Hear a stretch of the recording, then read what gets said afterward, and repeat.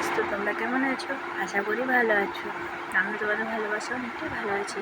তো এখন আমি বানাবো পায়েস। তো চলো সেই রেসিপিটা তোমাদের সাথে শেয়ার করি। দেখো, আমি গ্যাসে কড়াই বসিয়ে দিয়েছি। কড়াইয়ে অল্প ঘি নিয়েছি। ঘিটাকে ভালো করে লাল করে নিলাম, দিয়ে ওর ওপরে সামাইগুলো দিয়ে দিলাম। তো এবার এই সামাইগুলোকে না যতক্ষণ না লাল হচ্ছে, মানে লাল করে ভাজবো, যতক্ষণ না লাল হচ্ছে ততক্ষণ এটাকে নাড়াতে থাকবে। আর লাল হয়ে করে ভাজলে না খুব টেস্ট হয়, জানো তো পায়েসের। আমি এরকম করেই বানাই। তো এখন আমি নাড়ছি। তো গ্যাসের আঁচটাকে তোমরা মিডিয়ামভাবে রাখবে। তো দেখো লাল হয়ে ভাজা হয়ে গেছে। আর দুধটাকে না আমি গরম করেই ফুটিয়ে রেখে দিয়েছিলাম, সেই দুধটাকে কড়াইয়ের মধ্যে ঢেলে দিলাম। তো এবার এটাকে ঢালার পর, অনেকটা দুধ দিয়েছিলাম আমি, এবার ঢালার পর এটাকে ভালো করে ফোটাতে হবে।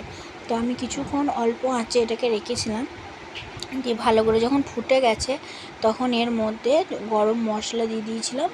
গোটা গরম মশলাকে ফাটিয়ে থেতো করে ওর উপরে দুটো দিয়েছিলাম। তো এর উপরে আর কাজুটাকে আমি কী করেছিলাম, আদা করে বেটে নিয়েছিলাম, সেই বাটা কাজুটাকে ওর উপরে ছড়িয়ে দিয়েছিলাম। তো দেখো কাজুটা দিয়ে দিলাম। তো অমনি করে কাজু দিলে মুখেও লাগে না, আর খেতেও খুব টেস্ট হয়। আর চিনি আর মিছরি অ্যাড করেছিলাম, তো এটা দিয়ে দিলাম। তো ভালো করে ফুটিয়ে নেবো, আর একবার চিনিটা আর মিছরিটা গলিয়ে নেবো। তো ফুটে যাওয়ার পর তোমার ওটা নামিয়ে দেবো। অলমোস্ট হয়েই এসেছে, কারণ সামাইটা না সিদ্ধ হয়ে এসেছে, আদা সিদ্ধ হয়ে গেছে। তো এবার শুধু মিছরি আর চিনিটা গলে গেছে, এবার নামিয়ে দেবো। তো তোমাদের কেমন লাগলো একটা কমেন্ট আর একটা লাইক করে দিও। চলো টাটা, রাধে রাধে।